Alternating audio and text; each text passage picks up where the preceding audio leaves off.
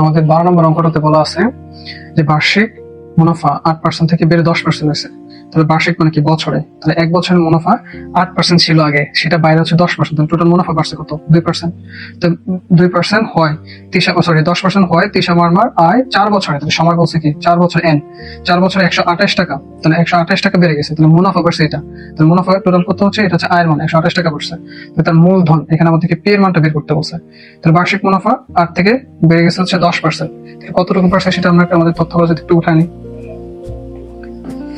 আমাদের তথ্য এখানে বলা ছিল বার্ষিক মুনাফা 8% থেকে 10%, তাহলে মুনাফা বাড়ে। আমরা লিখি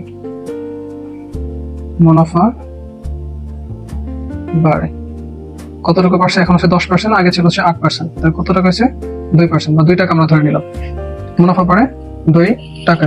এখন আমাদের প্রশ্নে বলা ছিল যে 8% থেকে 10% হয় 30 মারমার আয় 4 বছরে, 4 বছরে 128 টাকা বেড়ে গেছে। তাহলে আমাদের এখানে সময় কত? 4 বছরে 128 টাকা বেড়ে গেছে। তাহলে 128 টাকা হচ্ছে আমাদের আয়ের মান। মুনাফা কত টাকা পড়ছে? 128 টাকা পড়ছে। সেখান থেকে আমাদের পিটাকে বের করতে হবে। আমাদেরকে বলছে যে তার মূলধন কত, তার মূলধনকে পি দ্বারা প্রকাশ করা হয়। পি এর মান আমরা বের করব। আর আর এর মানটা হচ্ছে কতটুকু পারছে? আমাদের 2% পারছে। তাহলে আর ইজ ইকুয়াল টু হচ্ছে 2%। তো 2% বলতে এখানে বোঝাচ্ছে এটাকে যদি আমরা পার্সেন্টেজ 100 দ্বারা যদি ভাগ করি তখন এটার মান আসবে হচ্ছে 0.02। তো এখন আমাদের যে সর্বমুনাফা সূত্র ছিল এখান থেকে আমরা পি এর মানটা বের করে নিয়ে আসবো। আমরা জানি কি I is equal to P and R, আমাদেরকে বের করতে হবে কি পি এর মান। তাহলে পি ইজ ইকুয়াল টু কি হবে? আই ডিভাইডেড বাই এন আর হবে। তাহলে আই এর মান কত দেওয়া ছিল? আই হচ্ছিল 128, এন কত পেয়েছি আমরা? এন বলে দিয়েছি আমাদের 4 বছর, তাহলে এখানে 4 ইন্টু আর এর মান কত? 0.02। তো এটাকে যদি আমরা ভাগ করি তখন আমাদের মান আসবে 1600। তো এটাই ছিল আমাদের অ্যান্সার। আমাদের পরবর্তী অঙ্কটাতে বলা আছে যে কোন আসল 3 বছরের মুনাফা আসল হচ্ছে 1578 টাকা এবং 5 বছরের মুনাফা আসল হচ্ছে 1830 টাকা হয়। এখন বলছে আসল মুনাফার হার বের করো। এই অঙ্কটা আমরা কিভাবে করবো? প্রথম কাজ হচ্ছে আমাদের যে 5 বছরের মুনাফা আসল যেটা আছে এটা থেকে আমাদের 3 বছরের মুনাফা আসল বাদ দিতে হবে।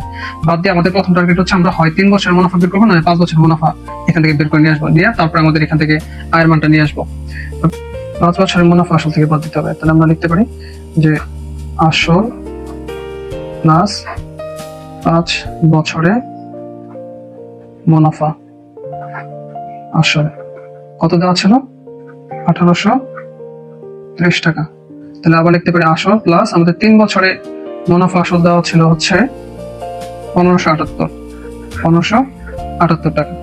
তাহলে আমরা যদি এখন আসল বাদ বিয়োগ যদি করি তাহলে 5 থেকে 3 বাদ দিলে থাকবে 2, তাহলে 2 বছরের মুনাফা আমাদের থাকতেছে হচ্ছে 252 টাকা। তাহলে 1 বছরের মুনাফা তাহলে কত থাকবে আমাদের? 252 ডিভাইডেড বাই এই দুইটা নিচে চলে আসবে। তাহলে আমাদের হচ্ছে আমরা যদি 5 বছর নিয়ে কাজ করি তাহলে 5 বছর ডিটেইলস লিখবো, 3 বছর নিয়ে কাজ করতে 3 বছরটা দেবো। তো আমি এখানে 3 বছর নিয়ে কাজ করতে যাচ্ছি। 3 বছরে 252 গুণ হচ্ছে 3 ডিভাইডেড বাই হচ্ছে 2। তো এটা যদি আমরা ক্যালকুলেশন করি তো আমাদের এখানে মান আসবে হচ্ছে 378 টাকা। তাহলে এখানে আমাদেরকে আসলটা বের করতে, কারণ আমার 3 বছর যেহেতু বের করছি তাহলে আমাদের 3 বছরের যে ডিটেইলস ছিল এখানে আমাদের 3 বছর মুনাফা আসল কত ছিল? 1578। তো 3 বছর আমি আসল পাইছি 378। তো মুনাফা আসল থেকে আমরা মুনাফাটাকে বাদ দিয়ে দিব। তাহলে তখন আমাদের আসল থাকবে, আসল হচ্ছে আমাদের কত ছিল? 3 বছরে কত ছিল? 1578 ছিল মুনাফা আসল, বিয়োগ 3 বছর আমরা মুনাফা কত পেয়েছি? 378। তো 378 যদি আমি এখানে বাদ দিই তাহলে আমাদের মান এখানে থাকতেছে হচ্ছে 1200 টাকা। তাহলে এখান থেকে আমাদেরকে প্রশ্নে বলা ছিল যে তার আসল ও মুনাফার হার নির্ণয় করতে। তাহলে আমরা এখান থেকে আসলটা বের করছি, আমাদেরকে এখন বের করতে হচ্ছে মুনাফার হার। তাহলে আমরা জানি আয় সমান হচ্ছে পি এন্ড আর। এটার জন্য আমাদের কি কি তথ্য দেওয়া আছে? তা আমাদের এখানে তথ্য দেওয়া আছে এর মানটা আমরা কত পাইছি? মাত্র পাইছি হচ্ছে 1200 পাইছি। আর এন হচ্ছে আমাদের সময় দেওয়া ছিল, সময় বলছে 3 বছর নিয়ে আমি কাজ করছি, সেজন্য আমরা এন এর মানটা 3 ধরে নেবো। আর আর এর মান এখান থেকে আমাদের আর এর মান তো আমরা বের করবো এখান থেকে। তাহলে আয় মুনাফা কত ছিল? মুনাফা আমরা 3 বছর মুনাফা কত বের করছি? 378 বের করছি। আমাদের আর এর মান চাইছে, আর এর মানটা আমরা বের করবো। তাহলে আমরা এখান থেকে আর ইজ ইকুয়াল টু এই আয়ের নিচে পি আর এনটা চলে যাবে। তাহলে এটার জন্য আর এর জন্য আমাদের 100 দ্বারা গুণ করতে হবে।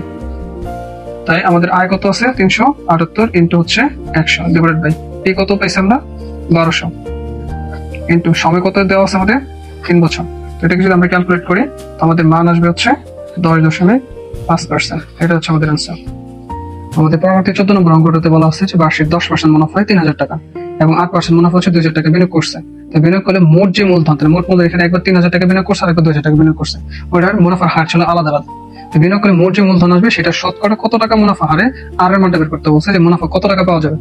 প্রথম হচ্ছে আমাদের এই প্রথম অংশটুকু নিয়ে এটার আয়ের মান, পরবর্তী এই অংশের আয়ের মান আমাদের বের করতে হবে।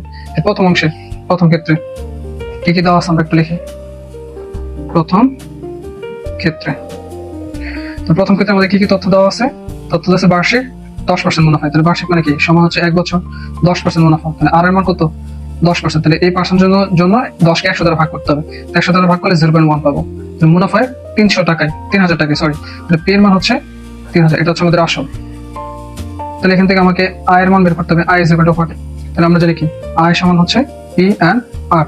তাহলে এখানে আমাদের পি এর মান দেওয়া আছে কত? 3000 টাকা, ইনটু সময় কত দেওয়া আছে? 1 বছর। আর এর মান কত দেওয়া আছে? 0.1। এটাকে আমরা ক্যালকুলেশন করলে আমরা মান পাবো হচ্ছে 300।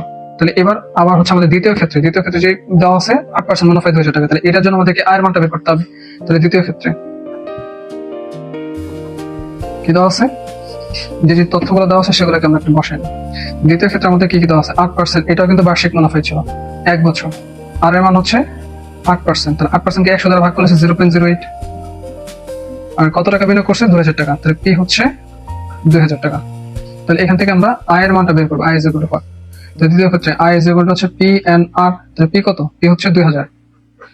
এন হচ্ছে সময় কত? 1 বছর। আর কত? আর হচ্ছে 0.08। 0.08 ক্যালকুলেশন করলে এটার মান আসবে হচ্ছে আমাদের 160। এখন এখানে আমাকে বলা আছে যে মোট মূলধনের উপর, তো মোট মূলধন মধ্যে এটার ক্ষেত্রে আমাদের একটা মুনাফা পাবো। ওই মুনাফা এখানে অ্যাড হবে। অ্যাড হলে যেই মুনাফাটা আসবে ওইটার উপর, ওইটা সহ এটার ক্ষেত্রে সেম, এটা দুইটা একসাথে যোগ হয় তখন যে আমাদের মোট যে মূলধন হবে ওইটার ক্ষেত্রে আমরা তখন শতকরা কত হারে মুনাফা পাবো। এখানে আমাদের আর এর মানটা বের করতে হবে। তাহলে মোট এখানে আমরা তো মোট মুনাফা বের করে নিয়ে আসতে হবে। সুতরাং মোট মুনাফা, তো মোট মুনাফা 3000, আর 10% আমরা মুনাফা পাইছি 300 টাকা। আর এখানে 8% আমরা পাইছি হচ্ছে 160 টাকা। তো এটাকে আমরা যদি যোগ করি তো আমাদের যোগফল আসছে হচ্ছে 460 টাকা। তার মধ্যে মোট আসল কত হবে? মোট আসল, তো মোট আসল কত? আমরা একবার হচ্ছে 3000 টাকা বিনিয়োগ করছি, আর একবার বিনিয়োগ করছি 2000 টাকা। তো মোট আসল কত ছিল?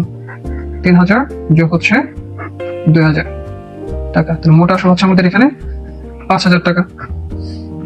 তাহলে আমাকে বলছে মোট যে মূলধন, তাহলে মোট মূলধন যেটা ছিল ওইটার উপর আমাদের আর এর মান বের করতে হবে। তাহলে এখান থেকে আমরা জানি যে আই ইজ ইকুয়াল টু হচ্ছে পি এন আর। তাহলে আর সমান কি হবে? আই বাই পি এন হবে। তো আমাদের তথ্যগুলো কি কি দেওয়া ছিল? তাহলে আমাদের এখানে আয় হচ্ছে মোট মুনাফা। তাহলে মোট মুনাফা আমরা কত পাইছি? 460 টাকা পাইছি। আর মোট আসল পি ইজ ইকুয়াল টু কত? মোট আসল কত? 5000 টাকা। আর এটা আমাদের বছর ছিল না, বার্ষিক ছিল না, তার সময় হচ্ছে আমাদের 1 বছর। তাহলে এখান থেকে আমরা আর এর মান বের করতে বলছে। তাহলে এখান থেকে আর এর মান বের করতে গেলে এখানে আয় কত পাইছি আমরা? 460। আর যেহেতু আর বের করতেছি সেজন্য উপরে আমাদের 100 দ্বারা গুণ করতে হবে। পি কত আছে? 5000 ইন্টু হচ্ছে আমাদের এন হচ্ছে 1 বছর। তো এটা যদি আমরা ক্যালকুলেশন করি তখন আমাদের মান আসবে হচ্ছে 9.2%। এটা হচ্ছে আমাদের অ্যান্সার।